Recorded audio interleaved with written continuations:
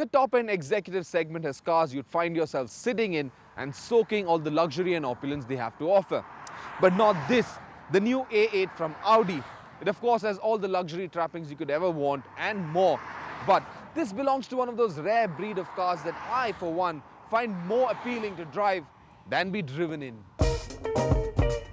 The new A8L headed down to India is both longer and wider than its predecessor. The extraordinary length and width give it a powerful stance that is also stately, sleek and elegant at the same time. Certain details such as the large grille and the optional LED headlamps along with those large 19-inch alloys strengthen its personality.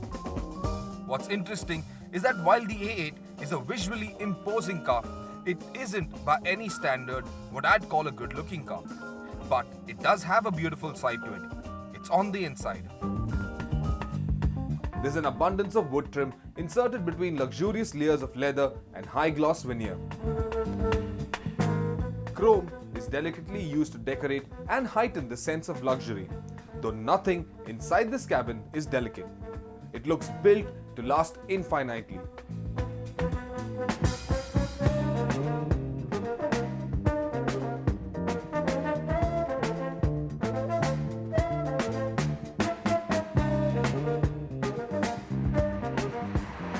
What makes the A8 truly amazing is the levels of technology this car packs in.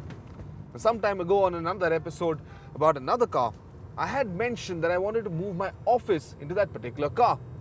But the A8, well, it's practically an office on wheels by itself.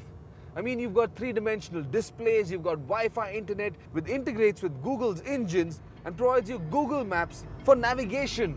Just how cool is that?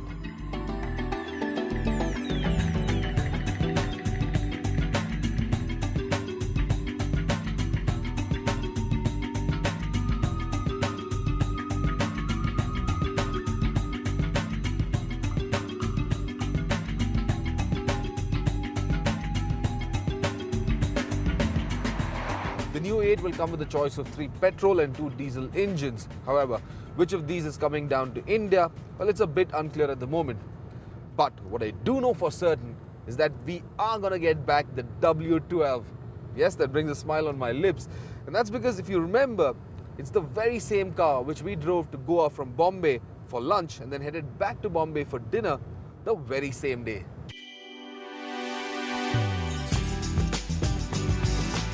Well, I did not get to drive that car.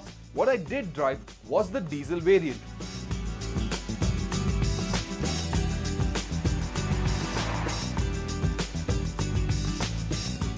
The 3-litre TDI, which may not be a superstar like the W12, but yet has enough strength of character to make the A8 a very engaging car to drive. All versions of the A8 will get Quattro technology, which is basically 4-wheel drive.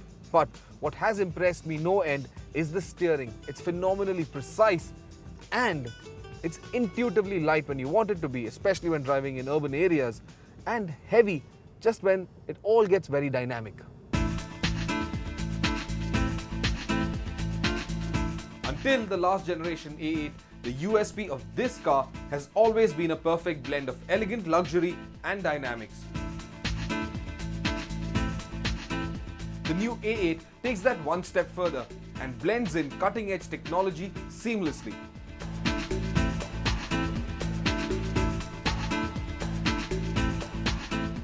So what you get is a rich and fast limousine that also allows you to easily keep in touch with your global network even when you're driving. There is no mistaking the fact that the new Audi A8 is a solidly impressive car. I also have no doubt in my mind that the new A8 could easily trounce the competition. That this car is a vast improvement over its predecessor is a given. But what remains to be seen is whether Audi has improved its operations in India, and that includes both sales and service. And that alone could determine the success of this car in India.